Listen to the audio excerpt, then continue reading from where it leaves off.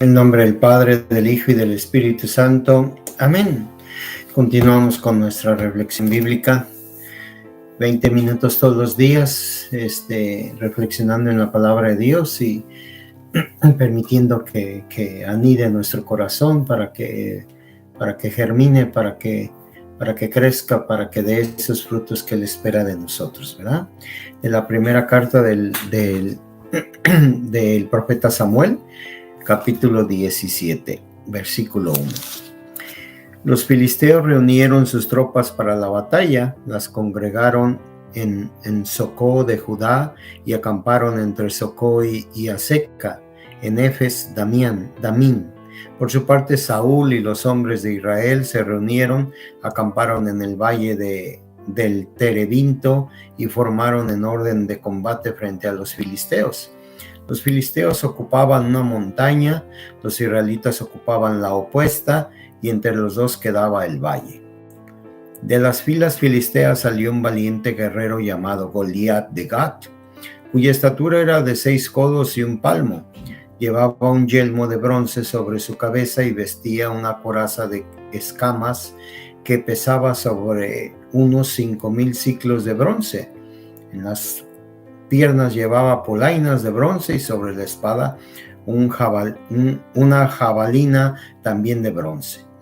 El asta de su lanza era como el madero de un tejedor, y la punta de la lanza era de 600 siclos de hierro. Su escudo iba delante de él.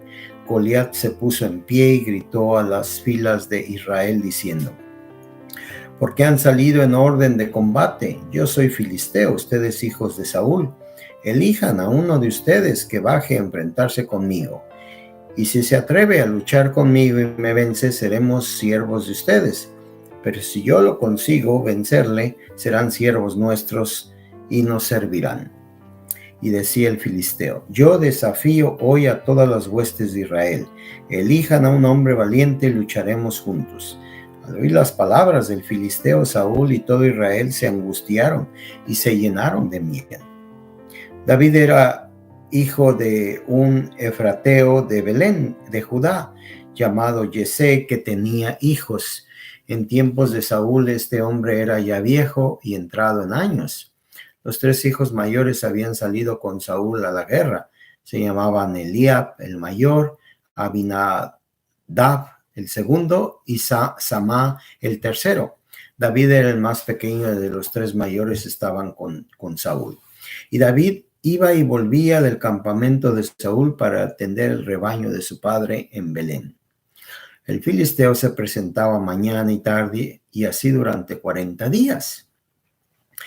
Jesé dijo a su hijo David, aquí hay una narración donde le invita a que vaya a llevarles comida a sus hermanos que están con Saúl en la guerra, ¿verdad? Recordemos esto, ¿verdad? Entonces él va y les entrega los alimentos, y entonces escucha lo que dice este filisteo, ¿verdad? Este hombre poderoso llamado como Goliat, ¿verdad? Y entonces David, después de escuchar a cada persona de lo ¿qué está diciendo pues esto es lo que dice que venga un valiente del ejército de Israel para pelear con él, y que si él les gana, entonces los filisteos se someterán a los israelitas, y si él gana, los israelitas se someterán a los filisteos, viceversa, ¿verdad? Y entonces lo que nos dice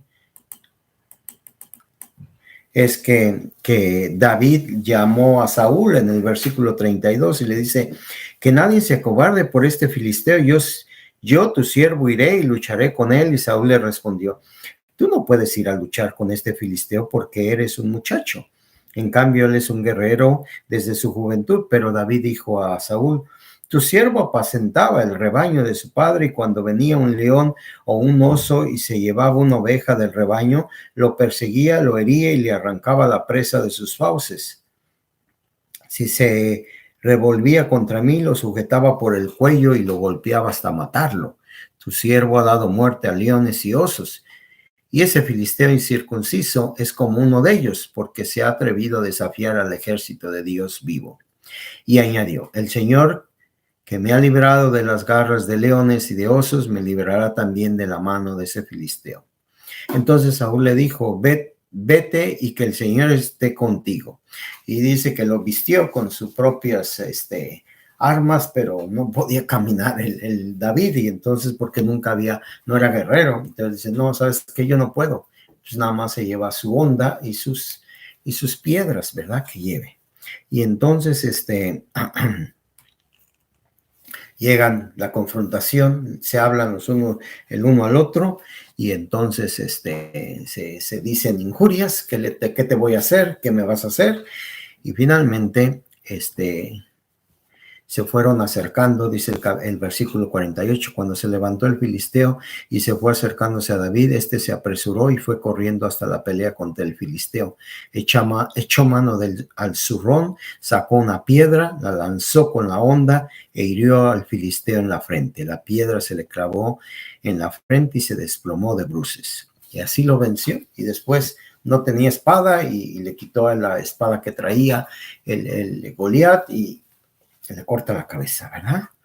Y entonces, al ver Saúl a David saliendo contra el filisteo, preguntó a Abner, su lugarteniente, ¿a qué tribu pertenece este joven Abner? Él le respondió, por tu vida, mi rey, que no lo conozco. El rey insistió, pregunta de quién es hijo este muchacho. Y cuando regresó David de haber vencido al filisteo, lo llamó Abner y le presentó ante Saúl con la cabeza del filisteo en la mano. Saúl le preguntó, ¿de qué familia eres, muchacho? David respondió, soy hijo de tu siervo Yesé en Belén. Hay algo aquí que ¿se acuerdan lo que dice el capítulo pasado del demonio que atormentaba a Saúl, porque el Espíritu de Dios ya se había alejado de él? Y aquí dice que en el versículo 19 del capítulo 16 dice, envió Saúl mensajeros a Yesé diciendo, mándame a tu hijo David, el que está con el rebaño. Y Yesé tomó un asno con pan, con odre de vino y un cabrito, y se le envió a Saúl junto con su hijo David.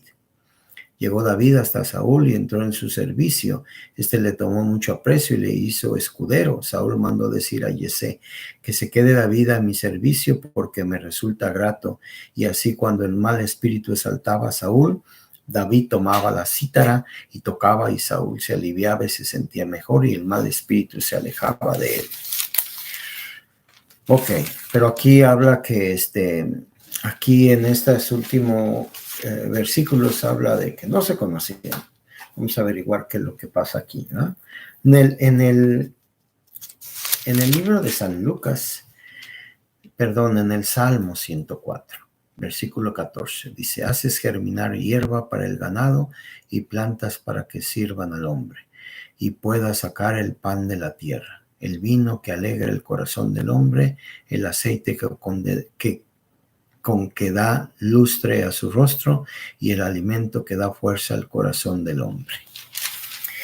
En el libro de San Lucas, capítulo 21, versículo 5, dice, como algunos le hablaban del templo que estaba adornado con bellas piedras y ofrendas votivas, dijo, vendrán días en los que de esto que ven no quedará piedra sobre piedra que no sea destruida.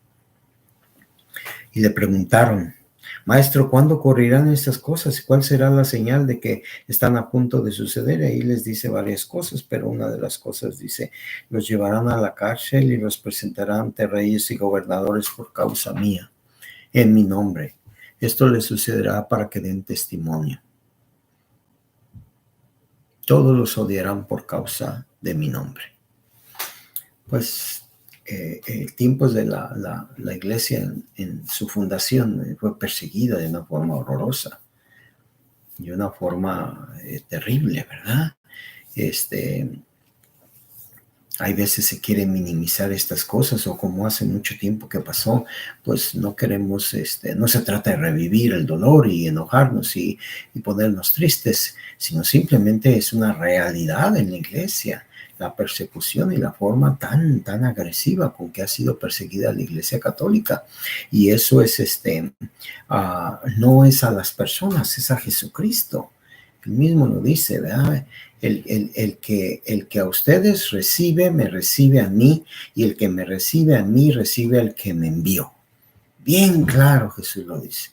Entonces, cuando tú recibas un rechazo de parte de quien sea en esta vida, porque tú hablas en el nombre de Jesucristo, porque tú hablas la fraternidad, la paz, no la fraternidad esa universal que hablan estos hombres masones, ¿verdad? Esas son ridiculeces que nos ponen palabras en el mundo que nos llevan a reflexionar que las personas somos buenas nada más porque decimos palabras. Ojalá y eso nos hiciera buenos. Dice Jesús que por los frutos se reconocerán si somos discípulos de Él.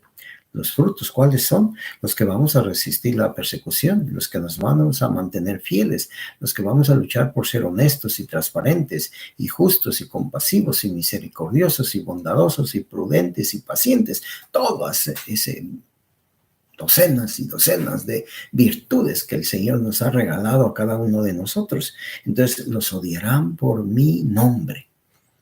Nombre de Jesús, ¿verdad? Entonces, dice Jesús que todo esto sucederá. Este es obviamente un lenguaje apocalíptico, ¿verdad?